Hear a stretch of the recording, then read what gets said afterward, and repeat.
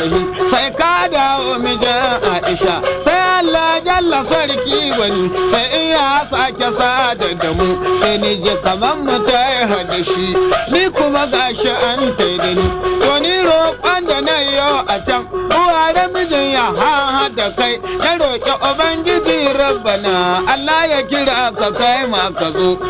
ranar attanin maka tai sai ranar juma'a muka kai ranar na ga al'ajabi sai gani cikin garin Makka sallar juma'a da mu akai sallar la'asar da mu akai mun yi safa da marwa da kyau kuma sai muka zo gari muka kwan gari yawa ran asabar mota ta taho muka hau mota ta aje mu birnin Mina amma da ta kai mu birnin Mina ba waka mun ka zo ba Mina da salati mun ka sauka Mina labaika la sharika laka labaika la sharika lahu da shi muka sauka birnin Mina gari yawa ran Lahadi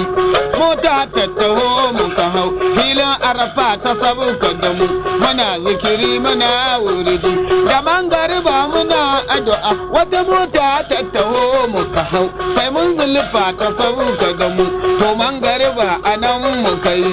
isha'i anan muka yi muka tsinci duwalwatsun mu da kyau gari yawa ran atanin jihar shedan da mu aka zo ta farkon nan da mu aka zo ta biyun ma har da mu aka zo ta ukun ma da mu aka zo larabawa ga su don mun hatu yarabawa ga su don mun hatu jihar shedan kadai muka yi don mun same shi bai mutu ba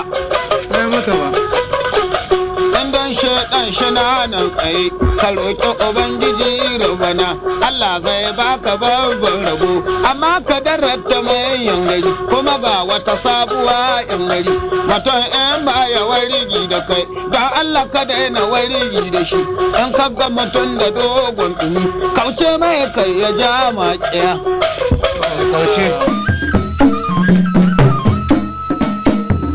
ga wani albishir na musamman ga ɗimbin mutanen da ke ajiye da tsofaffin kasusuwa na kallo da kuma na saurare. Kamfanin Gobarau TV ya siyo sabbin injina na musamman domin mayar muku da tsofaffin kasusuwan ku na kallo da na saurare zuwa cikin wayoyinku na salula ko a cikin memory ko ma a hard drive. Ina waɗanda suke ajiye da kasusuwan ɗaurin aure, suna kuma wasu muhimman tarurruka. Ku tuntuɓi kamfanin Gobarau TV domin mayar muku da waɗannan kasusuwa a cikin wayoyinku a cikin farashi mai sauƙi. Domin ƙarin bayani za ku iya tuntuɓar mu ta wannan lamba 0800-64 ko kuma ajiye mana sako a manhajar WhatsApp. Gobarau TV muna mayar da kasusuwan rediyo da kuma na bidiyo a cikin wayar salula, a flash kuma a cikin hard drive.